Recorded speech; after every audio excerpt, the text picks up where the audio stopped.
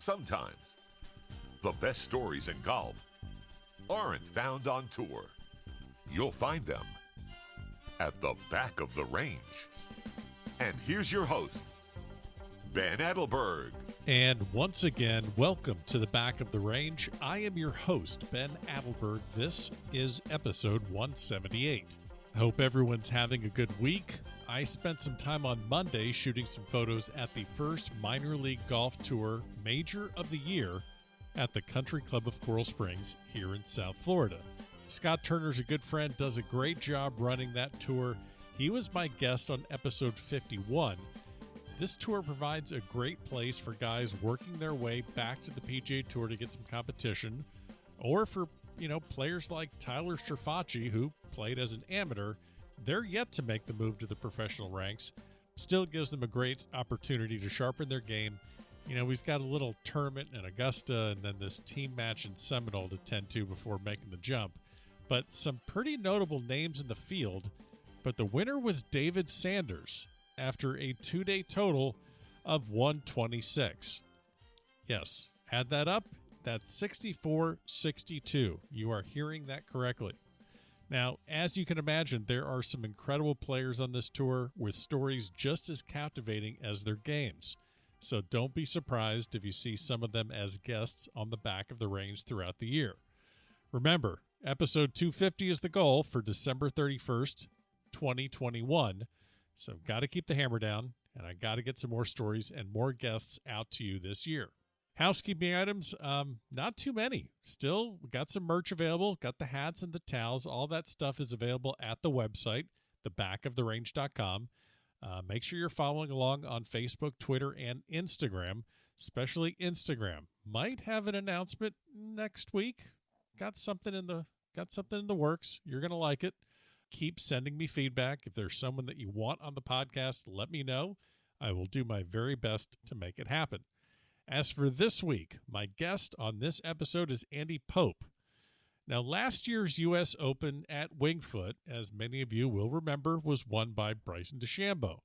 Hard to forget that, but what you might have forgotten, well, probably not. You guys are all locked in right now. You know that there was no local or sectional qualifying at the U.S. Open. The USGA, because of coronavirus, just couldn't hold qualifiers all over the country, so the U.S. Open was by invitation only. So we were deprived of any sort of tin cup stories, journeyman pros that somehow sneak in through the local and sectional qualifying and find themselves under the bright lights of a place like Shinnecock and Pebble Beach or Oakmont. And typically they'll hang up a couple 78s and then just hit the road.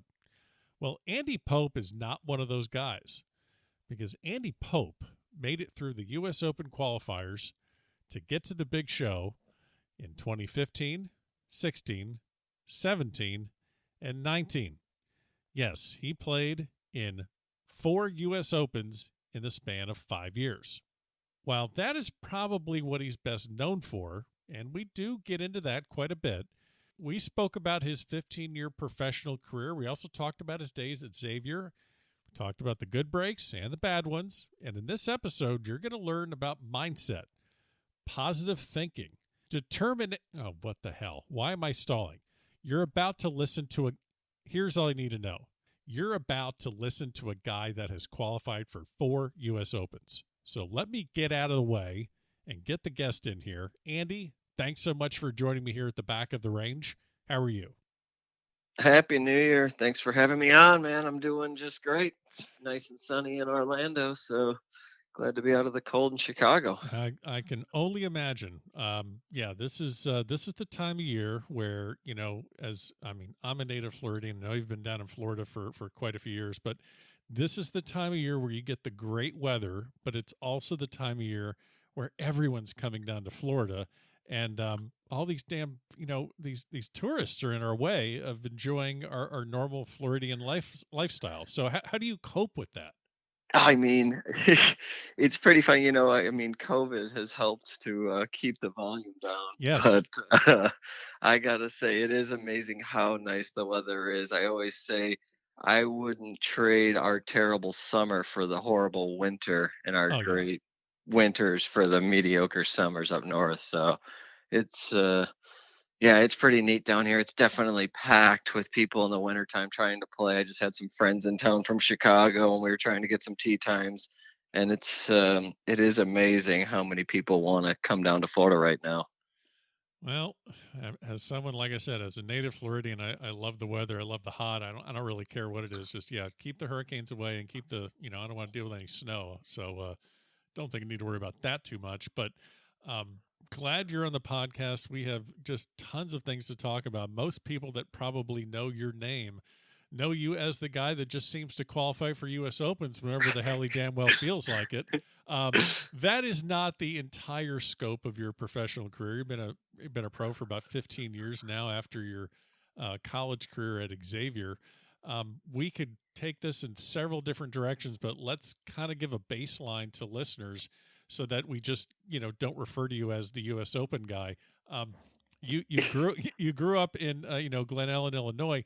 Talk to me a little bit about just getting into the game. When did golf become such a major part of your life? From the get go, my grandfather was actually president of Medina back in 82, 83. I was born in 84.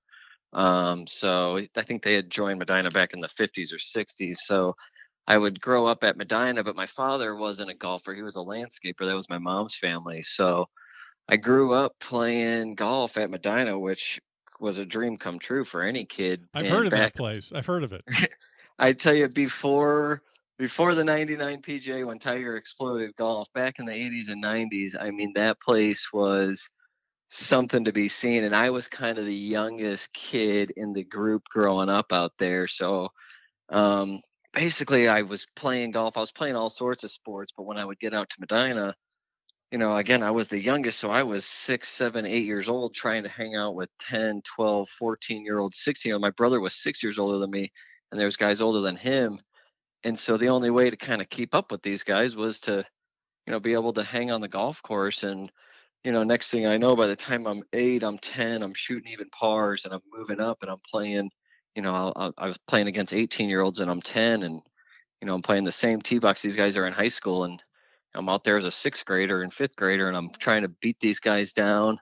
And it was just really, really cool growing up there. I mean, still have lots of friends from there that I talk to, and it was a really neat experience, And then in '99, once Tiger came through and won, I mean that place exploded. All of a sudden, golf kind of was really ramping up then, and it really has really exploded that place. And it's a really wonderful spot. But yeah, so I grew up playing, there, and just really was with trying to hang out with the older guys, to try to fit in. So I mean, got tons of stories from, losing my 2 front teeth from a guy crushing a golf cart into a tree and my head going into it to, I remember falling off the back of a cart going down these crazy trails and my back's getting all patched up. And it was, I mean, it was honestly a kid's dream come true. So I played every day, sun up to sundown when I was out there.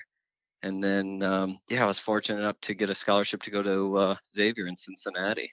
So, not to let me backtrack just a little bit because you mentioned something about being really the youngest kid that's trying to keep up with your brother and with his friends, and I think everyone, gosh, there's so little golf to watch in December. I think everyone was tuning into the PNC father son, and they're seeing Tiger's son Charlie with these perfectly custom fit golf clubs because of course you can do that now. But I'm just thinking to myself, you're 5'10". 150-ish, I guess is that pretty accurate right now? Yeah, I'm a little heavier from sitting It's around. COVID. Yeah. It's COVID way. We don't count that shit. So, but as a kid, I'm thinking to myself, okay, you're 6'5", 5, 6 years younger than everyone you're playing with, and you're keeping up with them score wise. How do you think that affected your upbringing in the game? Whether it's managing equipment that may not be perfectly fit for you, and then also playing against kids that obviously hit it farther than you.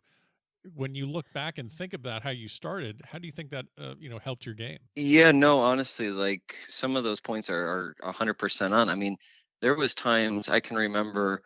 I mean, I always played the Tommy Armour irons like every other kid. That was my set of 45s. irons. They 45s, and sure enough, I see the 0 iron come into the pro shop, the heater, It's Uh-huh. like the John Daly driving iron 845. And I'm like, well, I have to have that. And my parents are like, wait, what? I'm coming home with a zero. And I'm like, yeah, everyone try to hit this thing.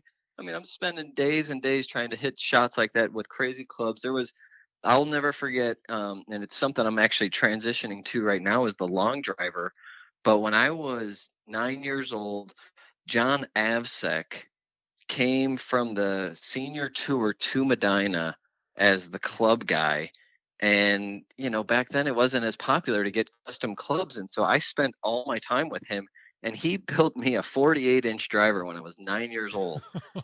And I can never forget hitting that thing. He passed away, unfortunately, I believe when I was 11, and it broke. And I never used it ever again. And I'm not kidding. About 2 months ago, with paying, I was working with it, and I'm going two drivers. I'm using a 47 3/4 driver right now. But growing up, I mean, it was one of those things. Grab a club and make it work. And that's kind of how I've been even to right now. I mean, I don't tinker with clubs very much. I was always in the impression, well, here's your 5 iron, go make it work. You'll figure it out, or your body will be able to figure it out. So yeah, we never had the custom everything. We just kind of, here's your brother played with these 845s, are yours now. Right. And that's just what we had, and it was great. And when you have that mentality, it's so funny when I look at kids now and guys now playing, and everyone's tinkering and changing this and changing that, and I'm like, you should be able to change that just by moving, your right finger up a quarter of an inch, or move your right thumb over half an inch if you want it to turn over, instead of, manipulating the club. But yeah, that, and then couple that with playing with, the older guys. I mean, I'm a firm believer in, your peers make you better, and, playing with better competition is going to make you better. And boy, I mean, playing with older guys that are hitting farther than you constantly, there's just nothing better than knowing, hey, if I just get it to the 100-yard spot, I'm going to hit this thing inside of 10 feet. Maybe he's not going to hit a good chip or a pitch. And just, it's almost, you start learning the ways of poker and mental games and just weird stories like that. And then, you fast forward 20 years later, here I am, I'm talking to guys like Dewey Tomko, who these guys bet, astronomical amounts of money, and they play, he'll play anybody for $1 million, and you're picking his brain over what he's thinking. And he's the same thing. He wants to watch the putt die in the hole and see your face reaction, as opposed to you just jamming it in. And it's just, growing up with guys that had always had hit it further than you, I think you kind of just understood, you managed the game even faster, because you had to look for ways to put yourself in the best position. Well, And yeah, and like you're saying with this, putting a 47 3/4 inch driver in your bag, it's one thing if you want to gain distance, and this, boy, we can go down a real big rabbit hole with this, but it's one thing if you want to gain distance by, getting in the gym, getting stronger, maybe switching a ball or something like that, where it seems that, okay, you can make those changes. But for someone like you, that really is basically your hallmark of one of the hallmarks of your game is finding fairways. I'm guessing that this is not just about the distance, but now you have to figure out how to control that damn thing.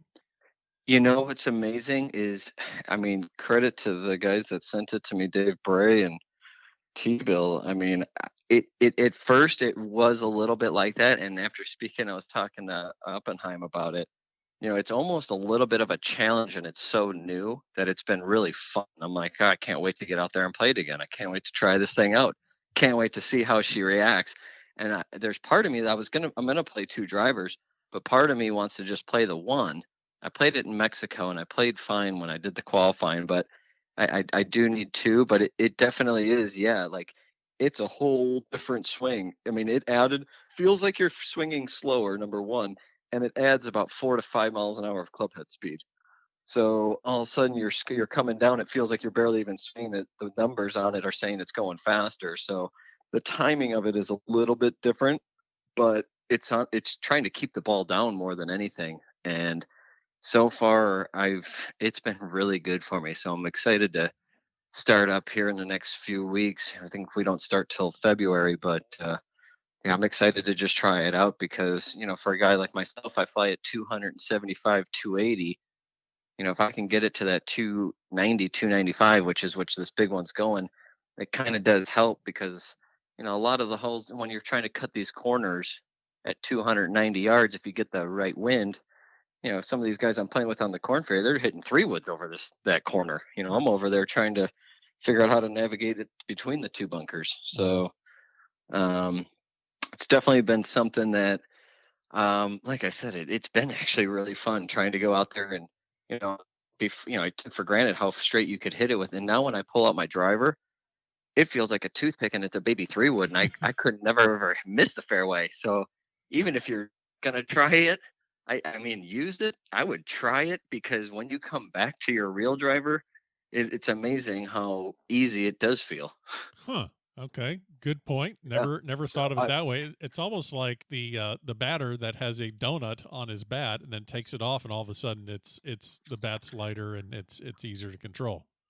Honestly, it's got a little bit of that effect. I mean, it's like once you're out there with this new big driver that you're trying to hold on to and you're trying to navigate, then once you grab your normal club, you're thinking, well, this is a lot much easier.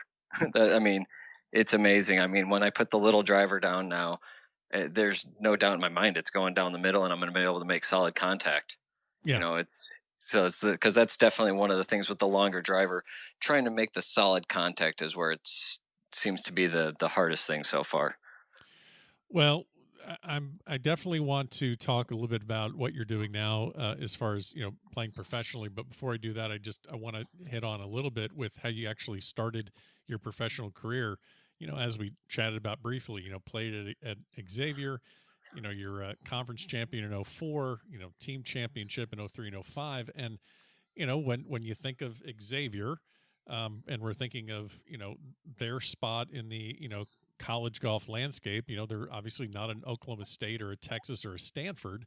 So I know Kokrak is out of Xavier, and Yep. and a lot of good players come through there. When did you kind of start thinking? I mean, obviously as a kid you want to play in the PGA Tour, and a lot of kids have that dream. But when did that start becoming something viable and a reality in college, where you're like, okay, I'm going to make a run at this? It's kind of one of those things, like I just always wanted to play and I just wanted to be able to go and play against the best guys in the world, just see if you could hang. And it's, when I was actually deciding between, I was looking at schools in the Big Ten and I ended up choosing Xavier. Xavier was such a great decision because we had a great group of guys. I had a chance to play and, just seeing some of the other guys that had graduated from Xavier and have some success, and just being able to see that those guys were able to have some success on the nationwide tours before us.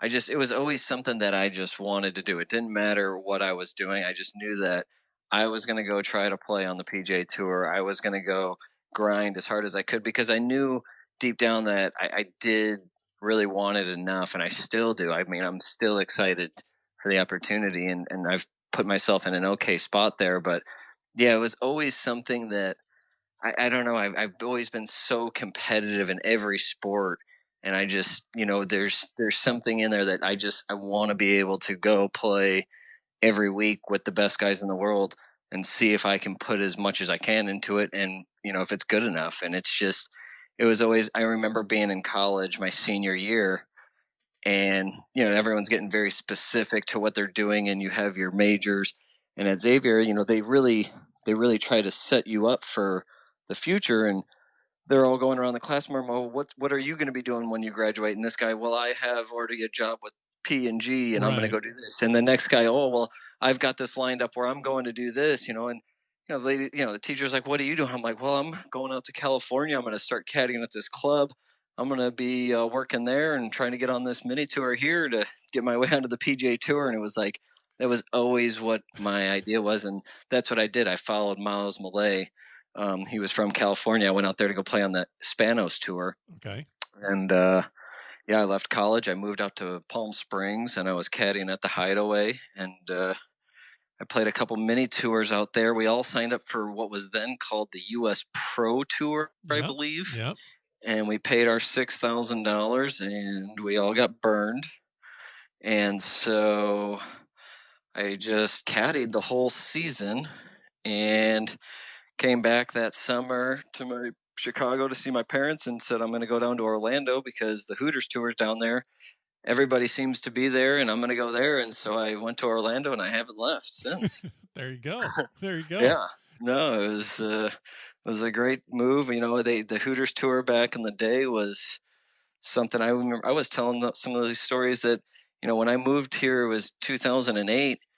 The Winter Series Hooters tournaments, there was 132 guys every week with a wait list. And, that was 4 times or 3 times a month for 4 months. It was great. You could rent a house with some guys and you could go play for the next, we had 12 events, I believe, over 4 months. It was pretty neat. That was a time when the winter checks for those were, $60,000-$70,000. The winter series was a little smaller, but the summer series for sure. Yeah. No, the summer series. I remember dating my wife. I finished, I think, tied for second, and I got 20,000. That's a good way to impress a lady when you're on a mini tour. Yeah, absolutely. I thought the same thing, and here I am. We're married with kids, but it's like, yeah, the mini tours back in the day, and I always, one of the games that I like to play, especially when we're out playing, is this turkey game. And I learned it on the Hooters tour from Jeff Core and Ted Potter. But these guys used to, they would play this turkey game, and I'm like, well, what is it? And it's like, well, if you make 3 birdies in a row, it's a turkey, just like bowling. Well, the next thing, I've been playing that ever since, and it's, it's just a good game to keep you motivated, and we play it a lot when we're here.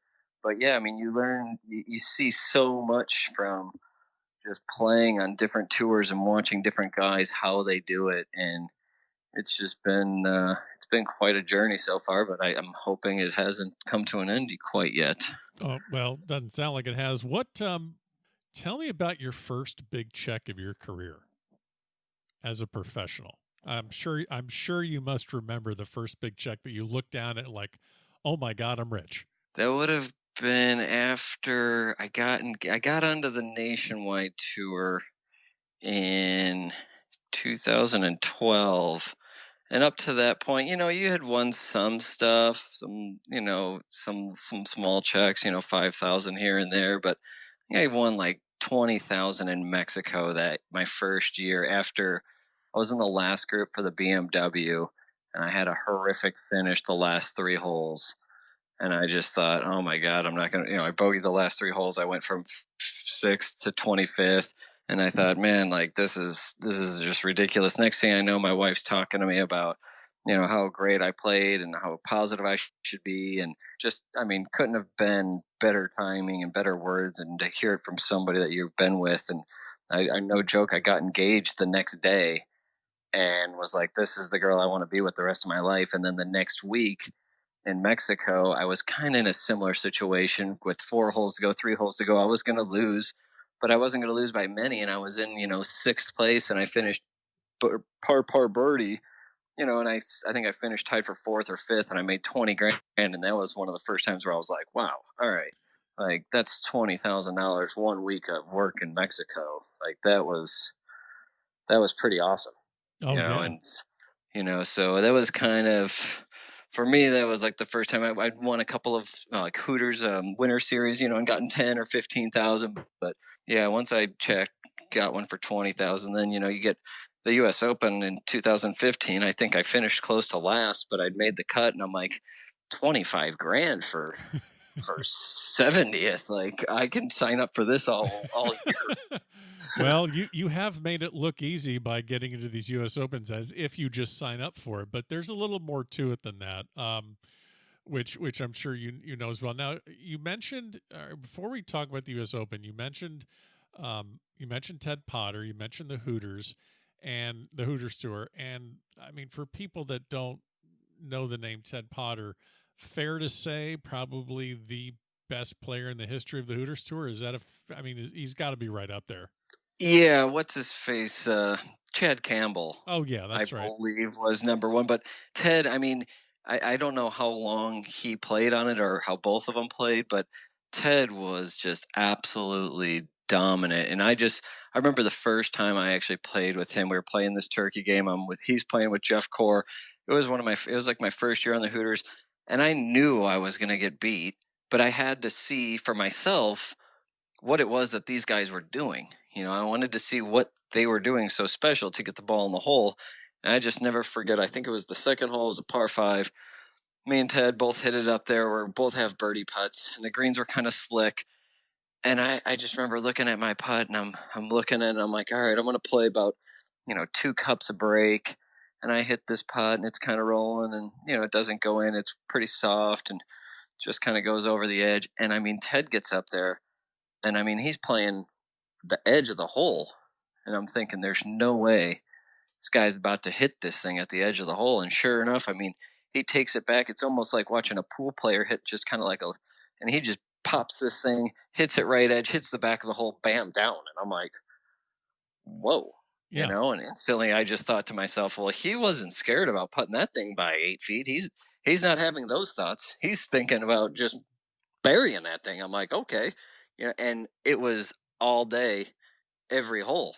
All of a sudden, I'm like, okay, he putts it differently than I do. This is definitely interesting. And he putted it great. He hit it great. He was determined. I mean, it was just amazing. And when you're watching him swing it, you're not thinking that he's going to go win the next week and then win on the PGA Tour. I'm watching from the outside, but once you're in there and I'm watching him, his whole demeanor, the way he's carrying himself, the way he knows how he's reading the putts, the way he's hitting them, everything was all his. He owned it, and it was incredible to watch. But I'm just sitting there like, wow, I couldn't believe, he's going to make the putt. I'm going to miss it low, playing, almost 2 cups of break. He's going to hit it right edge and make it. And yeah, I mean, there's so many guys, just where you hear stories of, playing with Ted, and I mean, just honestly, an absolute awesome guy, and just, I mean, impressive to see him do it, because again, it's his own. He owns it. Yeah. No, I've heard the stories too, and it's kind of one of the things I love about golf is that, yeah, you see maybe some cookie cutter swings in the PGA Tour right now, and you see a lot of guys that look alike, but then there's also Ted Potters out there that just they'll find a way to get it done, and they do. So I mean, it's kind of like Furyk. I mean, it just, you look at Furyk on the range, you're thinking there's no way, and he's Hall of Fame career. So yeah, I mean, I think a lot of kids and players and just people in general, they fall into the, there's Tiger Woods, I'm going to go swing it like Tiger. Well, it's like, well, no, Tiger's going to swing it like Tiger, because you know what?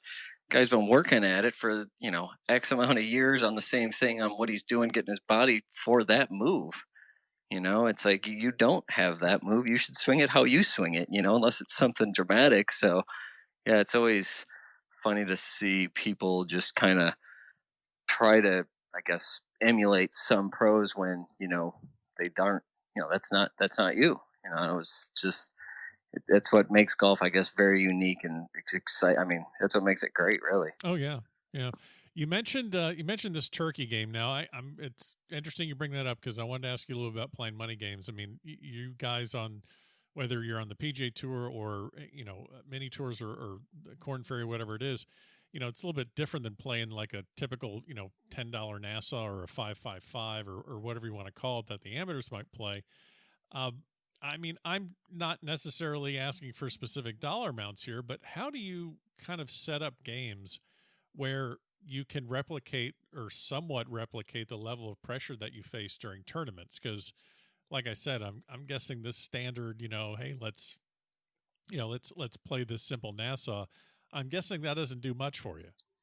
Yeah, I mean, and Nassau is fine. I've always been fine with that. But my big gripe with a Nassau is, you're not going to, if you had bunkered it to 6 feet for par, and I'm on your team, and I'm in there 10 feet for birdie, all of a sudden your 6 foot par putt really doesn't mean much. You could lean on another player. But the turkey game, we always played it during the tournaments. It was an individual game where if you made 3 birdies in a row, you got $20 from everybody in the game. If you made 3 bogeys in a row, you had to pay $20 to every single player in the game. Okay. So that was the one. And then sure enough, you would get some of the guys that say, well, that's unfair. I don't want to play the 3 bogey one. And it's like, well, if you're playing in the pro event right now and you're about to make 3 bogeys, you're getting your you're getting your shit kicked in. So you better sack up and make a par. So it was, we always played it like that. We always just played $5 birdies, whatever it was, but you add up your number at the end, $1,000 if you went bogey free for the whole tournament. There was a few things on there, but those type of games where it makes you putt it out. And honestly, the reason that I think the game is great is because it kind of emphasizes you to stay in attack mode and try to make as many birdies as you can, and especially string them together in a row.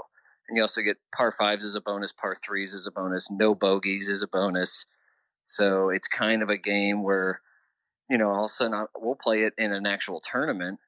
If I'm playing and I'll say Oppenheim, hey, let's play the turkey game. He says, you're on. All of a sudden I make 3 birdies in a row. Or I make 2 birdies in a row and I'm coming to the hardest hole on the course. Oh, yeah. Now I'm like, oh, well, do I want to just, hit this 5-iron out to the right, or would I like to tell Oppenheim or whoever I'm playing, Jim Renner, I hit a 5-iron, in there 10 feet and made it for my turkey. And I'm like, well, let's go, let's make the turkey. And so that's definitely one that we'll actually do inside of the tournaments just to, you know where you're at. And I mean, the bogey free is obviously one that's great. I know a few guys out on the Corn Ferry, they play a bogey free game and a birdie free game. If you go birdie free, you owe everybody, and if you go bogey free, you get paid. So there's a lot of good games like that. Gammon is a game that we like to play, and I think it's one of the better games. It's a little hard to explain, but basically it's we would play 3-on-3 with a high ball, mid ball, low ball, but you could press each ball as you went. And basically what it ends up doing is it puts an emphasis on every single putt. So even if you had 6 feet for birdie, you're thinking you're in command. Well, the other team makes a 10-footer for birdie. Now they've been able to press. You thought you were going to have in a normal match, you got the winning putt from 6 feet. Now you've got the putt where if you don't make it, you're about to lose, double or triple or quadruple or break even. Right. And then it ends up doing that with the bad balls too. So all of a sudden, guy's having a bad hole. Next thing you know, he's got 6 feet for bogey. He's like, does this thing even matter? It's like, oh, well, yeah, they made 3 pars and they've tripled the high ball. Or, they've made, 2 pars and a bogey.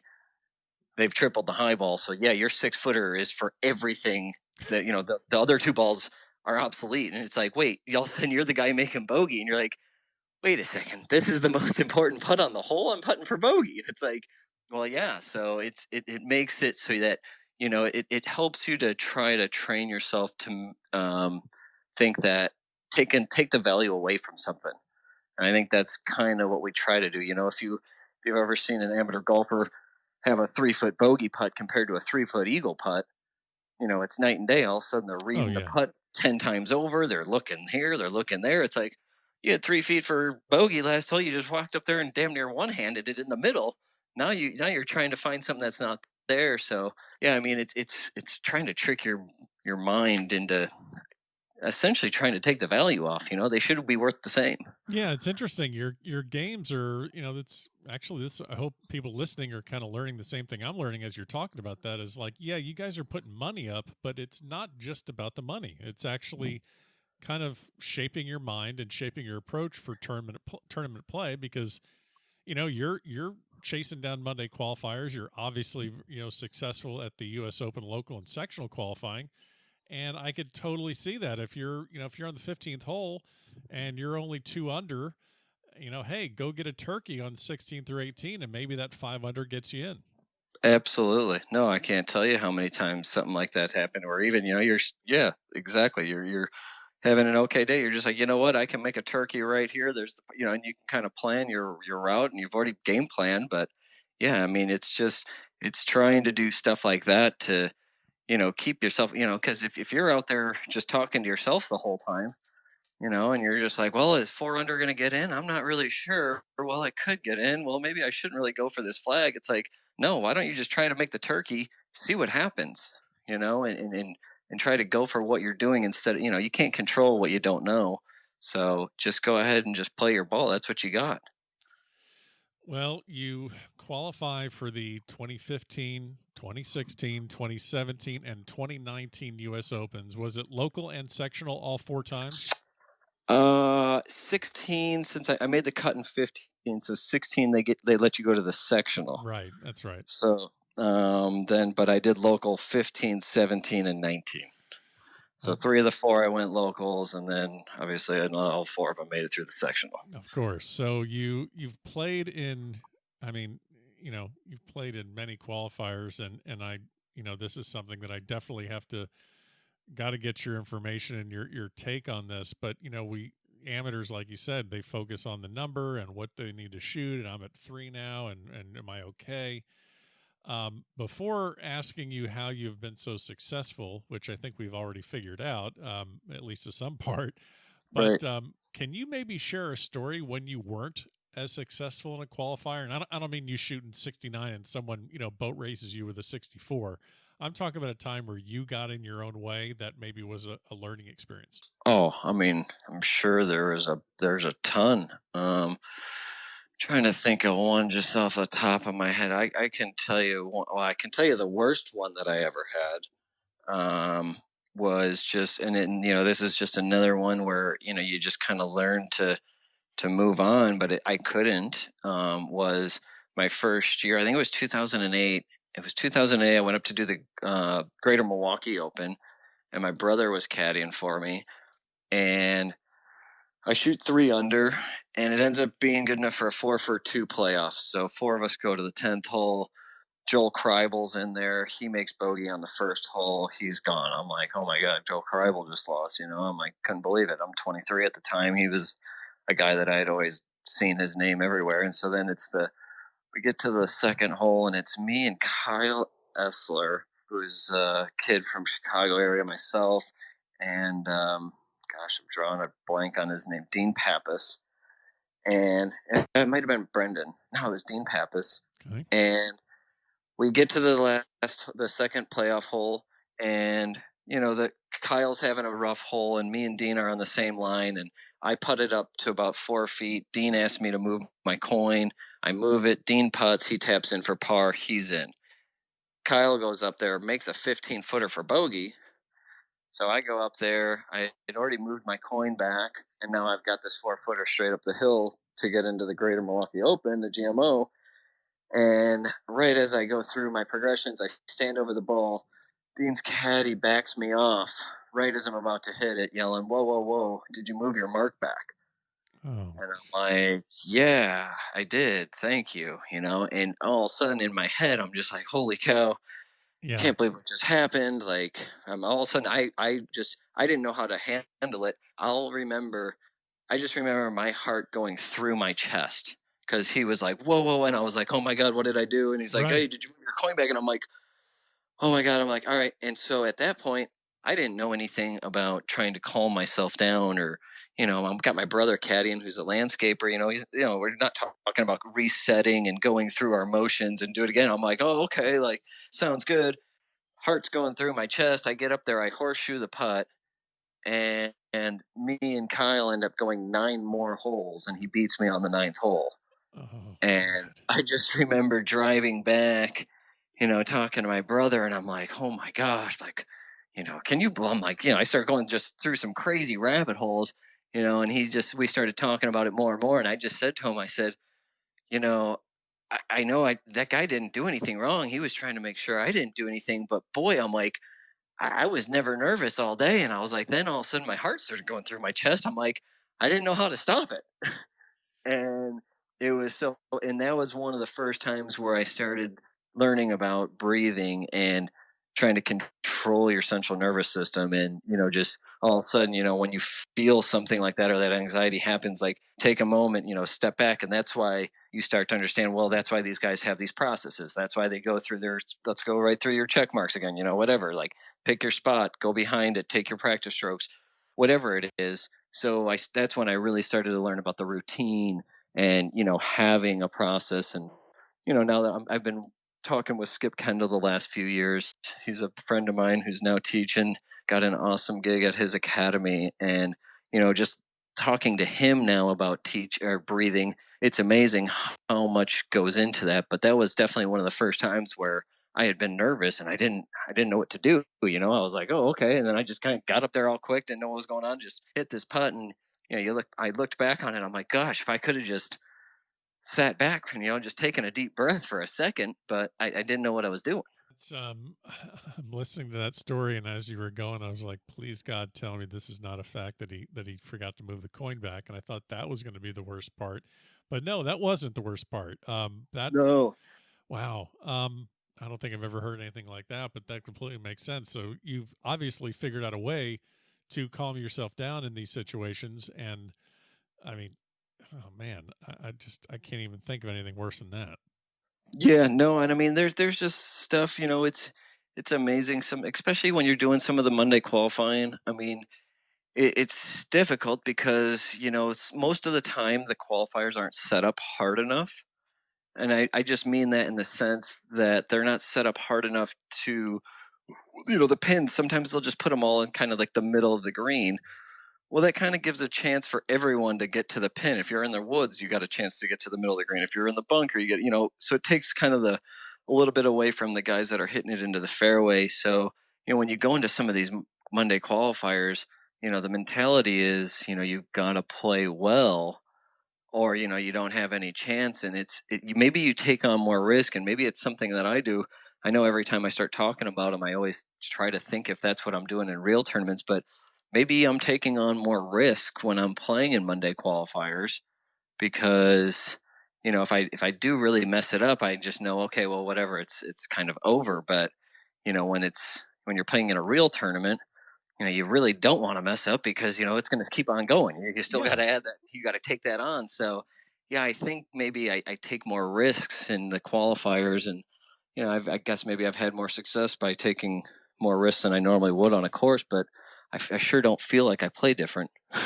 Yeah, I mean, well, I'm just thinking about it. Like a 70 is really, for the most part, it's good enough to get you through to another round, but not in a qualifier. Right. And I mean, again, a lot of it has to do with course setup. That's why you'll see, the guys that are qualifying for the Corn Ferry this year, they're going to be shooting 64s and 63s. Yeah. But then they get in the tournament, if one of them shoots 68 or 69, that'd be a good score. And 66 is winning the tournament. So you just see that unfortunately, the quality of the courses isn't what the quality of the tournament is, I guess I would say. And right. So it is a different game. But I mean, yeah, it's just the mindset in a qualifier. But you know what? And I've always said this, it's kind of one of those things where I always said that Tiger Woods was so great because everybody there was rooting for him and really wanted him to be great. And so it kept on, reiterating to himself that, like, yeah, these people all think I'm great, where it's like, I've had times now where, I'll go to a qualifier, and sure, guys are saying stuff like that. And when I hear someone say, oh my God, Andy, you're here, like, you're obviously going to qualify. You shot, 64 2 weeks ago and made it. I'm just like, wow, all right, yeah, I am. And it's stuff like that where I'm like, I'm taking that vote of confidence, because you know what, some of these other players are actually thinking that I'm going to make it. Oh yeah. Well, and So if they're thinking you're going to make it, they're not thinking they're going to make it. exactly. And so it's always like that old Nicholas thing where someone's in the locker room complaining about the rough or the whatever, and he's like, all right, check that guy off, he ain't going to make it. So right. No, it's definitely one of those things. So it's definitely, it's about confidence. And it's I remember the first time I qualified was in Missouri, Springfield, Missouri, for the nationwide event.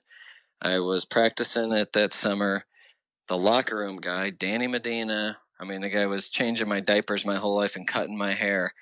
I remember right before I left for that one, he just told me, hey, Cabron, you go play your game. Nobody else's game, you go play your game. I went down there. I shot 65, first time Monday qualifying in anything. Didn't call my parents, didn't call my grandparents, called Medina, said, let me have the locker room. Let me talk to Danny Medina. He says, hello. And I just say, I did it, man. I played my game. And he says, I told you, you play your game. And I'm like, unbelievable, and it's stuff like that where, just believing in yourself. It's amazing how much confidence can do for you in the game of golf. You've never seen the highs and lows in any other sport, I don't think, from a player standpoint, when one guy can't miss, he's just making, and 3 weeks later, all of a sudden he can't hit the backside. It's like it's amazing how much confidence or just the mental game can play. And in golf, it really gets. I mean, it's exemplified big time. 4 U.S. Opens: Chambers Bay, where Spieth wins; 16, where DJ wins; 17, you got Brooks at Erin Hills, and then you got Woodland at Pebble. Any one of those 4 U.S. Opens, and I'm thinking I know the answer to this, but was there any of those U.S. Opens where you felt that the course and the competition was too big for you? No. I mean, Chambers Bay, I still to this day remember driving out over Chambers Bay and seeing all the tents, and we were like, holy cow.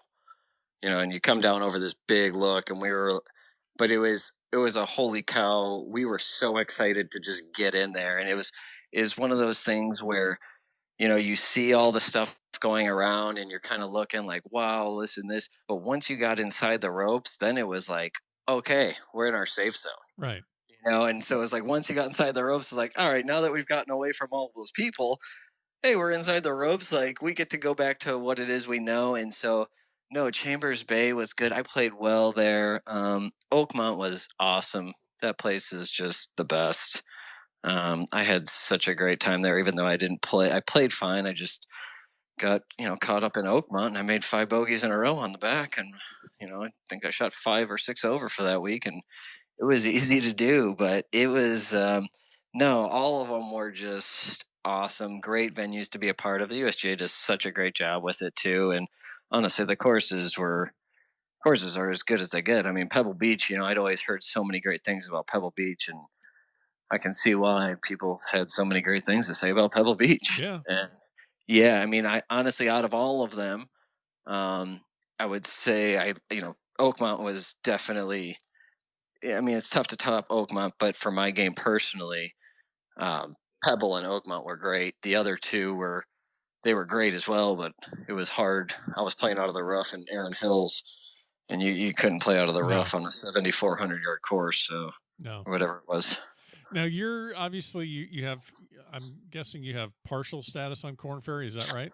Yeah, I got a full status on Korn Ferry last year and this year. So full card, I think I'd made 12 of the 24 cuts or 10 of the 22. I'm not sure, but I think I was 90, I don't know, 99, 92. Okay. Somewhere in the 90s right now. Okay. So I guess my question is, you've had these U.S. Open experiences, and I guess looking back, you learn a lot from them. But it's not like it's not like you're 21 years old that got into a tour event or qualified for a USAM for the first time. You've had a lot of learning experiences in your 15-year professional career. How do you keep yourself open to consistently learning without kind of getting into the mindset of like, all right, I'm done learning all these like lessons. I want to be out on tour, damn it.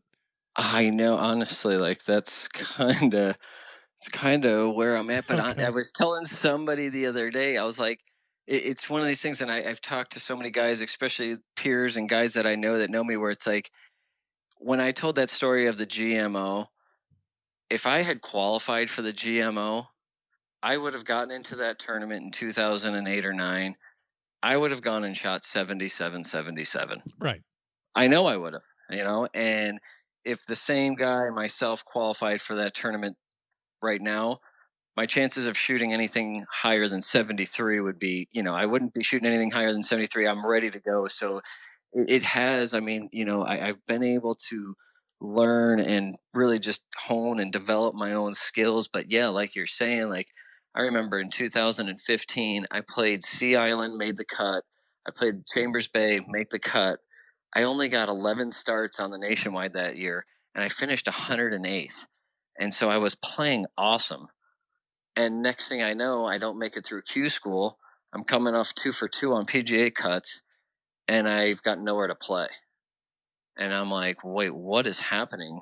Here we are in 2016. I feel like I'm 32 years old. I'm at the peak of my game, and I've got nowhere to kind of showcase it and show people.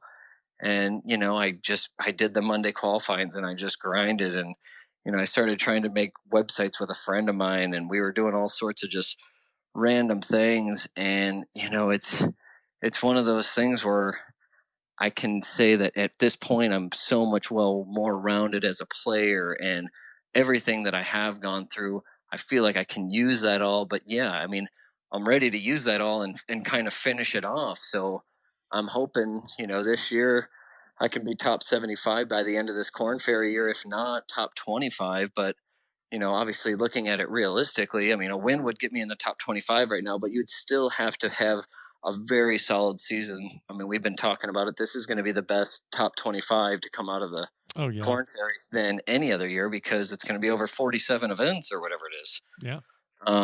So, realistically, obviously I would love to win, but, I mean, I want to guarantee myself into that top 75 at the end of the season. And, in those playoffs, I've seen anything can happen. I mean, I've seen some wild things through those playoffs. I think they're great, since they took away the cards from the Q school. But I just, I'm hoping that, using everything I've learned, where it's the ups and downs, and just, it's the money game here, the money game there. If I can just draw on those experiences, when the time needs them, I'm hoping after 15 years of trying this, it'll finally pay off. Yeah. Well, I mean, we haven't even gotten into talking about, all the time and money and expenses and hotels and I mean, it sounds like this is basically what you're destined to do. Like, I can't imagine you ever, I mean, how do you still find the desire to put in another hour of working on putting drills or getting in the gym at 6 a.m.? I mean, I mean, have you ever, I mean, not to say, how do you kind of keep that going? Honestly, like, it's seeing guys around you that you've been doing it with. I mean, and you just being with the guys that you're normally with. I mean, the guys from the Hooters tour. I mean, I was hanging out with Jim Renner. I was hanging out with Oppenheim. All these guys, and Rob's still playing. He's on the PGA. He's grinding as hard as he can. See Jim finishing in second at Pebble a couple years ago. I mean, it's it's the guys that you're with, and honestly, I mean, there's just something about golf where it's not the same every single time you play it, whether it's the conditions or whether it's whatever. Anything can change. You're never going to go into a golf course and have the exact same thing as you did the day before. So I just think that the challenge it presents is enough on itself, where, like, I am excited to go take on a golf course every time, and it's, how am I going to beat this golf course? It's a game. I love it. I love, if we're just sitting there, I want to bet you on whatever it is, watching ants go across the road, or anything, and it's just the feeling of getting to a golf course and, kind of breaking it down from, where are we going to attack this thing? Where are we going to come in? How are we going to make these birdies? How are we going to tell stories of, I made birdie from over here. It's just, I mean, the game is so unique that it's pretty funny. I mean, every day I'm excited to go play. So I want to go hit balls right now just by listening to you. But right. I mean, yeah, I mean, it's just, I don't know. I mean, it's one of those things where I definitely know I'm not done yet, and I haven't been able to showcase, my skills, I feel like, to everybody. And I'm excited to get that day, honestly. Well, that's awesome. Well, Andy, I appreciate you coming on, man. I like I just said, I'm pretty. I mean, I think you get anyone excited to pick up a club and go hit some shots. So let's definitely keep in touch, and let's kind of follow along in your path on the Corn Ferry Tour this year. Hope you get that win, because that means we got to get you back on the podcast. So thanks for stopping by the Back of the Range, and all the best to you in 2021. Thanks, Ben. I really, really appreciate it, and good luck to you as well. And looking forward to a good 2021. So we'll talk to you after the first W. And there you have it. Special thanks to Andy Pope for joining me on this episode here at the Back of the Range. Don't forget, follow along on Facebook, Twitter, and Instagram. Everything you need to know about this podcast. You want to get some merch? You want to send in a request for a future guest? Do it all at the website, thebackoftherange.com. Enjoy the rest of the week. We'll see you next time here at the Back of the Range.